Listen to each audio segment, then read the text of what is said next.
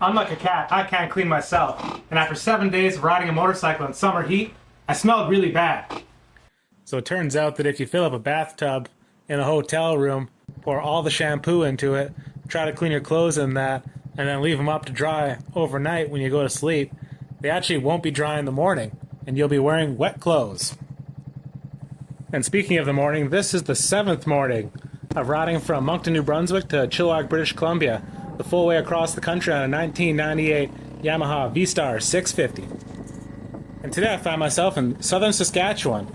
The idea for today's travels is going to be to go from Estevan to Weyburn to Moose Jaw, and then to sleep at the border for Saskatchewan and Alberta. But after getting myself a sandwich, I didn't even make it 1 block before I lost my gloves and had to turn around again. Got him!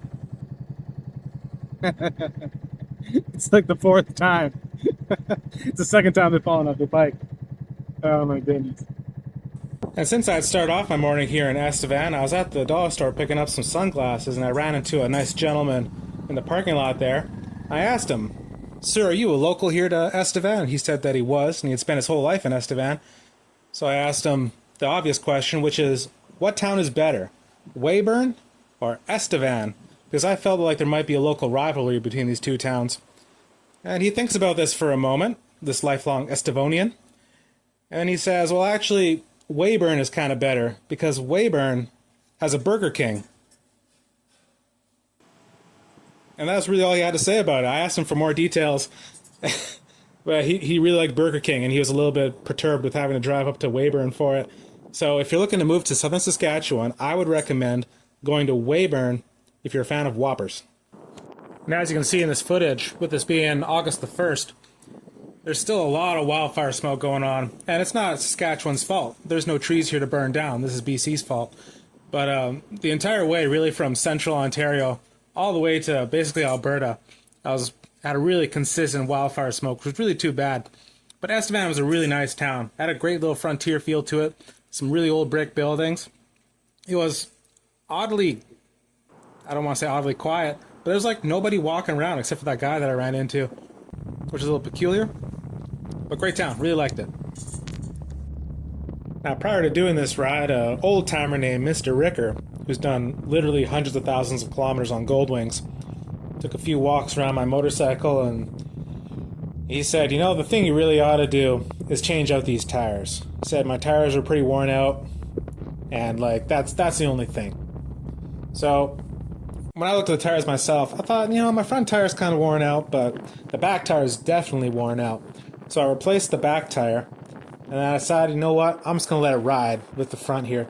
Because the thing is, I'm going across the country, and I'm selling the motorcycle in BC, and then flying back.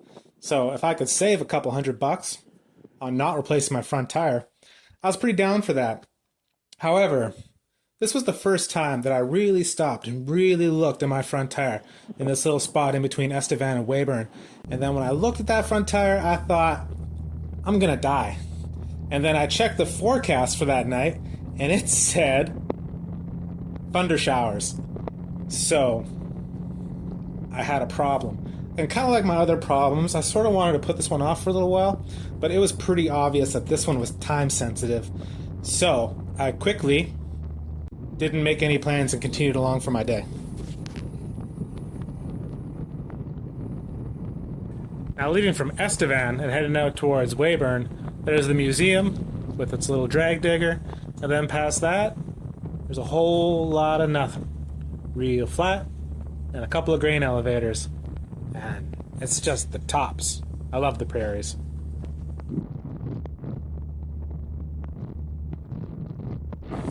But next I made it into Weyburn, and by far the most interesting thing that I saw in Weyburn was this municipal flag. I kind of thought it was a joke when I first saw it. I'm not a big fan of flags, you know. I don't really follow, like, this isn't my particular passion. But this flag is just so offensively bad that I actually went into City Hall and confirmed with the front desk person that this was in fact the flag. And so I asked her, like, because I had a picture of it on my phone. So is this really the Weyburn flag? And she told me she had never seen it before, even though it's flying in front of the building. And I can't really find any copies of this flag online, so I don't know if this is the official flag, but I can tell you that it's flying in front of City Hall, and I find it offensively bad. But here it is. This is the main street of Weyburn, Saskatchewan. And it's a really nice town. It's really clean. Everything looked really good. You know, I stopped into some of the shops, talked to some of the people. They're all really nice. And even that lady that I talked to at City Hall, she was super cool. Told me a little bit about the town, and heck, you know, I got a great impression of Weyburn. If anything, I was done with it a little bit too quickly, because I'd actually planned on spending most of the day between Estevan and Weyburn, but then I don't know. Maybe there just wasn't a whole lot to do and look at. There's stuff around, but I figured I'd make my way to Moose Jaw, and then if things were still going pretty well, then I'd keep on going. But I really didn't have much of a plan for where I was going to sleep on this evening. But I did know that I needed to do something about that tire. And this place didn't have a motorcycle shop in it, but Moose Jaw did. So I kind of figured I'd get into Moose Jaw, go see the motorcycle store, maybe see the bicycle stores if they were open, because I like seeing those. And then, you know, just see how things worked out for me from there. There are some things that living in a particular part of the country will expose you to or not expose you to. For instance, I grew up among the mountains, which means that the sun never really hits the horizon. So when you're driving into the sunset, it's never really in your eyes because the mountains block it first. And likewise, I've never lived in a place before where you could just see an entire train all at once. And this is really special because here in Saskatchewan, it's flat enough. You can see a whole train all at the same time. And it's just wonderful, you know, and really, who doesn't appreciate trains? They make everything happen, and it's just great to see them. So when I was driving across Saskatchewan, I got to see so many trains, and it was really sick. And in tomorrow's video, you're going to see an entire train on a bridge. It's great. And another great thing about being out here is you can go at great speed. And speaking of being able to see an entire train all at the same time, check this out. You're going to see an entire town all at the same time. This is Rouleau, Saskatchewan. 7 blocks wide, 2 blocks deep. Home to 540 people. And as you're cruising along, it's just prairie, there's nothing, and then there's a town, and then there's a prairie and more nothing. But you know, here's something that I really wish I knew before literally just now when I looked this up, is that Rouleau, Saskatchewan is the main filming location for Corner Gas. If you're a Canadian, you know that show. And I can't believe I drove past this and didn't get to walk around it. I'm actually disappointed, like literally right now as I record this. I guess next time I pass by, I'm going to have to stop and look at it.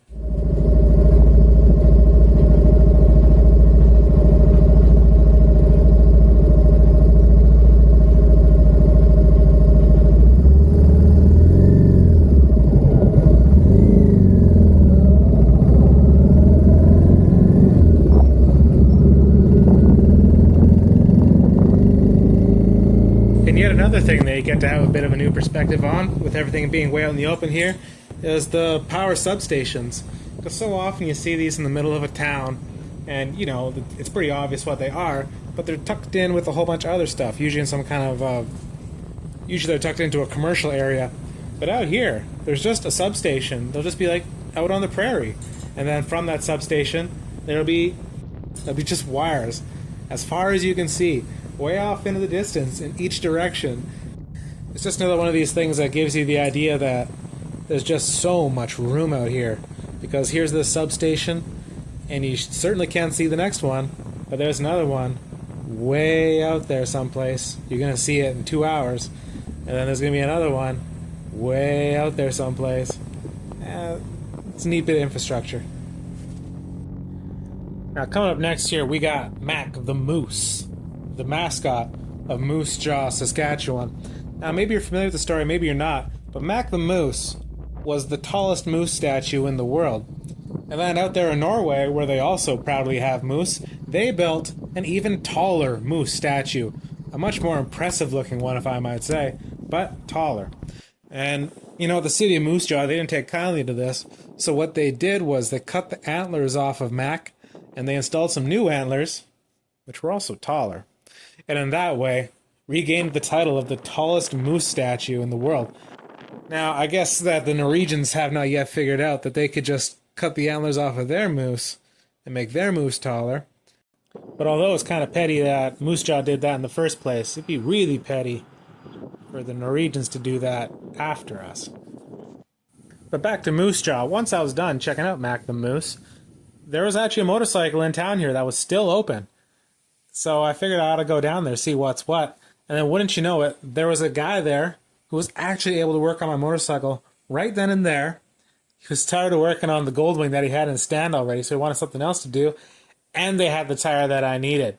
So, well done to Action Cycle in Moose Jaw, Saskatchewan. You guys are the absolute greatest motorcycle dealership that I've ever encountered. You saved my day. You perhaps saved my life. And you guys rule. And I do mean it. You very well probably did save my life. Because just as I left Moose Jaw, I filled up for gas, and then look at this ridiculous storm that was in front of me. And I actually ended up talking to an RCMP officer at the gas station who was asking where I was going. And he says, man, I'm not sure if you want to ride into that. And I said, I'm not sure if I want to ride into that either, but that is the direction that I have to go. And I'm going to go that direction. So I did. And wow, it was a lot of rain. It really poured. And I was just so grateful to not have a bald front tire anymore. It was so worth it. The whatever, $280, whatever. Honestly, some of the best $280 I ever spent, with the peace of mind that I wasn't just gonna fly into the ditch and die. That's great money well spent. But, you know, I also wasn't the only one out there. I had stopped off for gas in Swift Current, which unfortunately I was really running out of time by the time I got there, so I couldn't hang around town. But I stopped off for gas, and just as I was getting back onto the highway, this dude pulls up beside me. The guy was like 30 years old, riding a Harley, and he says, yells over at me, he saw my New Brunswick license plate. He said, man, you've gone a long way. I said, yes, I have. And he asked where I'm going. I say, going to Vancouver. He says, I've never left Saskatchewan, and I'm on my way to Whistler right now. And this dude was so stoked. It made me stoked. And then after we were done a little conversation, he just he took off so fast, just absolutely tore ass down the highway. And dude, I hope you had an awesome time leaving Saskatchewan for the first time. Super highlighted my trip, seeing how absolutely stoked this guy was to go on a big ride. I hope he had a great time. But what I can tell you for certain is that I had a great time. I ended up making it to the Saskatchewan-Alberta border, of course, in the dark, just like every other night, so I don't have a shot of it. But you'll see it. You'll see it next video. You'll see it. It's great.